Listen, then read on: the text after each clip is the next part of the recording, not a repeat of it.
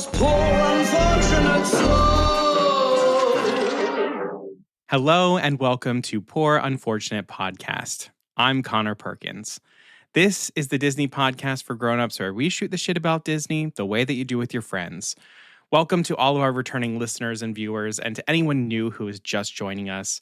Make sure that you hit follow or subscribe wherever you're listening or viewing the podcast. And if you're on YouTube, opt in for notifications so you never miss out on anything new.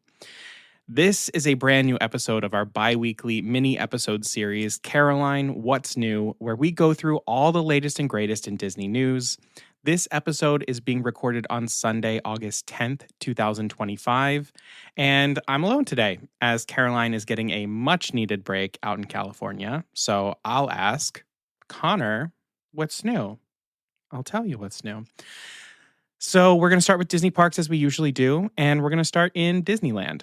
So in a fun crossover with our Disney Plus news, Kathryn Hahn, who was just announced to join the cast of Oswald, the new series directed by Jon Favreau, she and her castmates were seen filming in Disneyland. So if you're heading to Disneyland this month, keep your eyes peeled. Maybe you'll see them.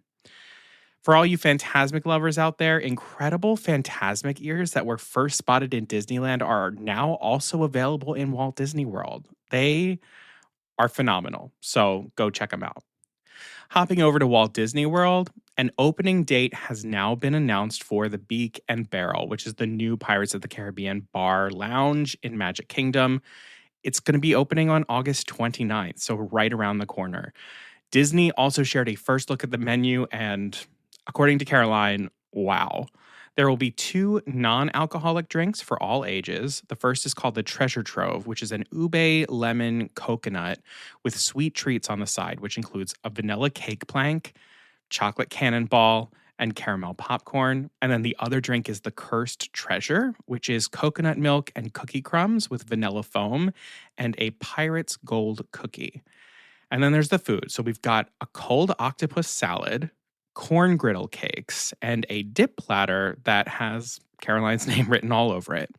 Alcoholic options abound, including the Siren's Whisper, also has her name on it, Salty Seas Margarita, Barrels Ablaze, Hibiscus Rum Punch Royale, Port of Call, Lit Fuse, and more. And these babies are all themed to the max. So reservations open this coming week on August 14th. So if you're going to be in Disney World and you want to check out the Beak and Barrel, get those reservations now. We're going to transition over to Disney Plus stuff because I think this is kind of where some of the biggest news of late has come. So the biggest news out of Disney Plus is that the final acquisition of Hulu has been finalized. So CEO Bob Iger and CFO Hugh Johnston announced plans for, quote, a major step forward in strengthening our streaming offering by fully integrating Hulu into Disney Plus, end quote. The Hulu app will be phased out in favor of one single streaming app that will be available next year. The Hulu plus Live TV brand will be combined with Fubo, all kinds of crazy names, although both will continue to be sold separately and marketed separately. Hulu plus Live TV is expected to be fully integrated into the Disney Plus app at some point in 2026. According to reps at Disney, because this is all kind of wild, when all is said and done, customers will still be able to buy a standalone Hulu subscription and a standalone Disney Plus subscription. So lots of app changes are to come. Personally, I think it's kind of interesting that the Hulu app infrastructure, which has been around for significantly longer than Disney Plus, is going to be decommissioned for Disney Plus's infrastructure when I would expect them to capitalize on what Hulu has to offer. But hey, what do I know? Disney has also announced that they will no longer be reporting streaming numbers for Disney Plus, Hulu, and ESPN Plus in a move that follows a lot of other streamers. So I think we're just operating under the logic that if you don't report anything, nothing is wrong. So not a huge fan of that.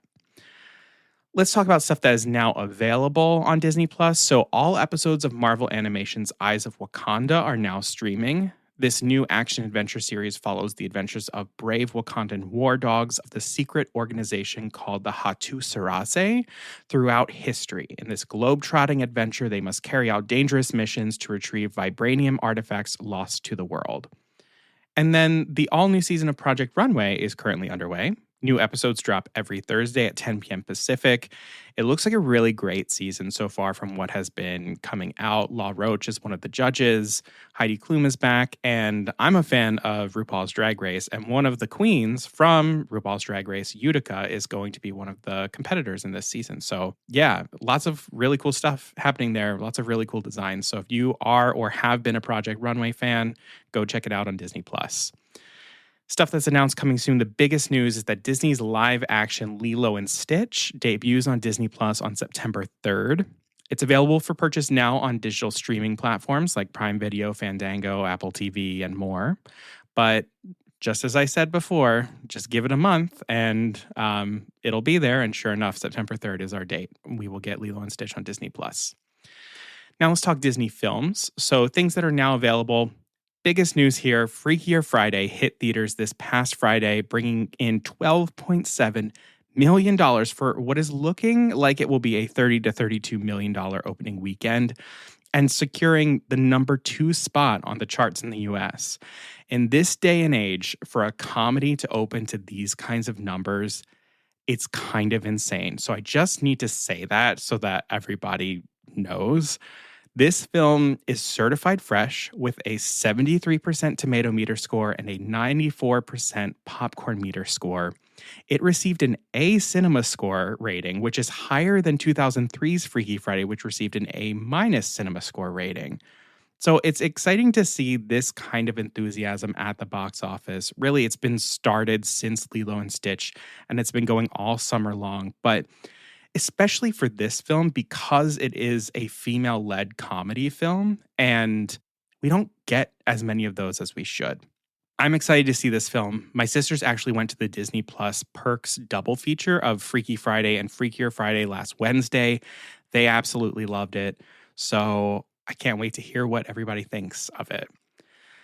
The Fantastic Four First Steps is still in theaters, although it did see a pretty significant box office drop-off after its impressive opening weekend. That being said, the film has pulled in around $230 million domestically at this point, and it has surpassed one of the most acclaimed post-pandemic Marvel releases, Shang-Chi and the Legend of the Ten Rings. So this is definitely a positive view as Marvel continues to try and rebuild its reputation after a series of more debatably disappointing box office releases. Now, stuff that's announced coming soon. We got a new trailer for Zootopia 2, which hits theaters this November. It looks amazing, and it gives us a glimpse of more of the plot in a scene with Quinta Brunson's Quokka therapist.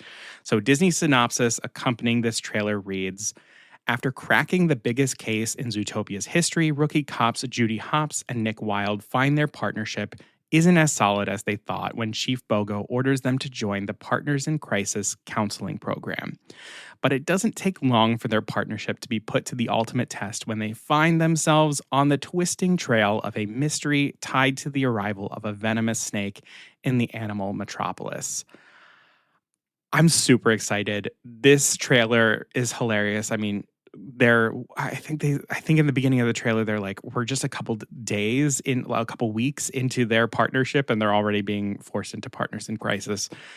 It's going to be a great time. I'm super excited for this.